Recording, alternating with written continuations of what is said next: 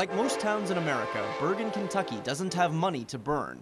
City leaders struggle to do more with less, like Jim Caldwell, who isn't just the chief of the police department, he's the entire police department. I always tell people I'm one of the top 10 officers and I've got a 9-officer margin of error. It isn't always easy.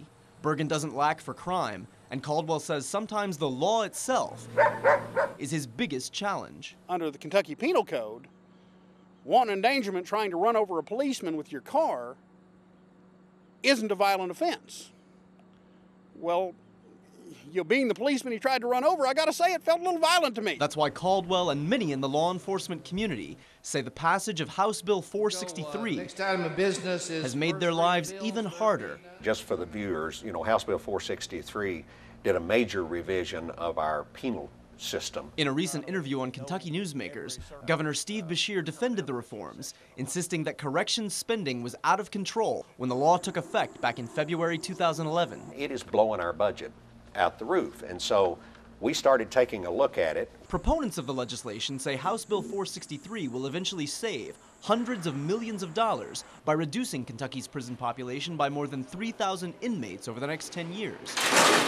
But some on the front lines aren't so sure. I have seen the system slide down, and the standards get lower and lower. When Kentucky lawmakers asked the Lexington Police Department to brief them on the law's impact, officers cited a rise in failures to appear in court for misdemeanor charges and corresponding costs, among other new challenges. What's more, across the region, police believe the criminals are adapting to the new rules. Admin building be fine. As Chief Caldwell says he found at a drug roundup right after House Bill 463 became law. Just about everybody we picked up was laughing. They said, this falls under the new law, doesn't it? This falls under the new law. They knew they weren't going to get any time out of it because it had just gone from a C felony, which carried 5 years, to a D felony that carried 65 days. Cases in which thieves stole less than $500 led to difficult exchanges with victims, confused why someone caught red-handed got to walk. He said, ma'am, there's someone that has broken into your cars in your driveway, and we think we have him. But he said, basically, I can't do anything.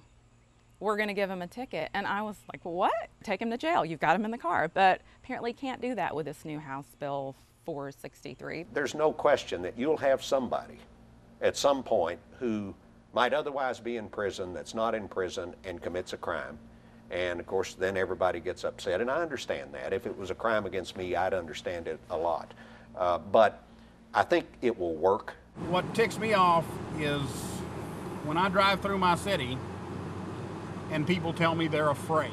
And that makes me angry, because you ought to be able to lay down in your house at night and not be afraid. And that to me is what government's supposed to be there for. But how to pay for it all remains a problem.